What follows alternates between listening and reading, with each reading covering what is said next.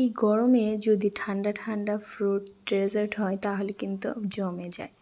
তো আজকে এমনই একটা ফ্রুটস ডেজার্ট নিয়ে চলে এসেছি। দেখতে যতটা সুন্দর লাগছে দেখতেই পাচ্ছেন কতটা অসম্ভব সুন্দর লাগছে, খেতেও কিন্তু দারুণ মজার হয়েছিল। এটা বানানো কিন্তু খুব সহজ, অল্প উপকরণে হয়ে যায়, খেতেও ভীষণই মজার। তো চলেন দেরি না করে দেখিয়ে দিচ্ছি রেসিপিটা। তো প্রথমে আমি একটা প্যানের মধ্যে 1 কাপের মতো পানি নিয়ে নিয়েছি। তারপরে এখানে স্বাদ মতো চিনি দিয়ে দিলাম। 2 টেবিল চামচের মতো আগার আগার পাউডার দিয়ে খুব সুন্দর করে মিক্স করে নিয়েছি। এই পর্যায়ে কিন্তু আমি চুলাটা অফ রেখেছিলাম, তো এখন চুলাটা চালিয়ে দিয়েছি। তো খুব ভালো করে জাল করে নিব যতক্ষণ না পানিটা একদম ঘন একটা ভাব চলে আসে। আগার আগার পাউডার দিলে কিন্তু বেশি সময় লাগে না, ঘন ভাব তাড়াতাড়ি চলে আসে। তো এই পর্যায়ে কিন্তু এটা তৈরি হয়ে গিয়েছে। তো এখন আমি একটা চারকোনা একটা মোল্ড নিয়ে নিয়েছি, তো তার মধ্যে মিশ্রণটা এখন ঢেলে দিয়েছি।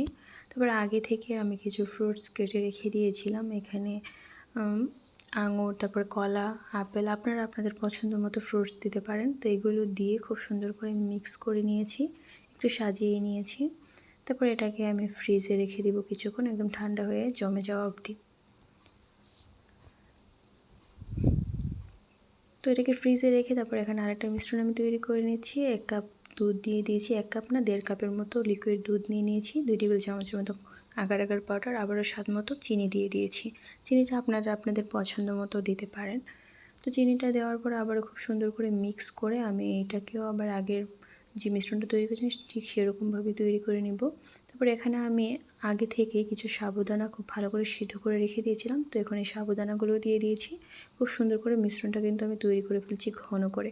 তো আগে যে ফ্রুটসের যে মিশ্রণটা আমি জমতে দিয়েছিলাম সেটা কিন্তু একদম সুন্দর করে সেট হয়ে গিয়েছে, দেখতেই পাচ্ছেন। ফ্রিজ থেকে বের করে আমি এখন যে দুধের যে মিশ্রণটা তৈরি করেছি এখন সেটাও এটার মধ্যে দিয়ে দিয়েছি উপর দিয়ে। তো এটাও ঠিক সেম প্রসেসে এখন আমি ফ্রিজে রেখে দিব একদম জমে যাওয়া অবধি। তো এই তো ফ্রিজ থেকে আমি বের করে নিয়েছি, একদম কিন্তু জমে গিয়েছে, খুব সুন্দর করে সেট হয়ে গেছে, দেখতেই পাচ্ছেন।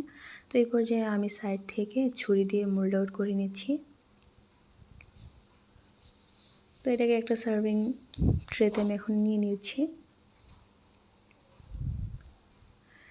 জাস্ট এটা দেখেন কত সুন্দর হয়েছে, দেখতে কিন্তু ভীষণই সুন্দর হয়েছে। আমার কাছে তো ভীষণই ভালো লাগছে। আপনাদের কাছে কেমন লাগছে দেখতে আপনারা কিন্তু কমেন্ট করে একবার হলেও জানাবেন। তো এটা দেখতেই পাচ্ছেন খুব সুন্দর কিন্তু সেট হয়ে গিয়েছে এবং খেতেও কিন্তু অনেক মজার। খুব অল্প সময়ে কিন্তু তৈরি হয়েছে, আপনারা দেখতে পেলেন অল্প উপকরণে। আপনারাও চাইলে একবার হলেও এটা বাড়িতে ট্রাই করে দেখবেন, আশা করি আপনাদের কাছেও ভীষণ ভালো লাগবে। খেতে কতটা মজা হয়েছে আমার কাছে তো ভালোই লেগেছে, কিন্তু দেখতে কিন্তু আরও বেশি সুন্দর হয়েছে, তাই না? আমার কাছে তো দেখতে অসম্ভব সুন্দর লাগছে। তো এটাকে আমি কাট করে দেখাচ্ছি, দেখতেই পাচ্ছেন খুব সুন্দর করে কিন্তু কাট হয়ে যাচ্ছে।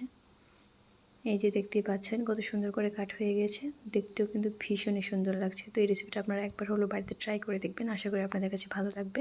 তো আজকে আমার রেসিপিটা এইটুকুই। সবাই ভালো থাকেন, সুস্থ থাকেন। আসসালামু আলাইকুম।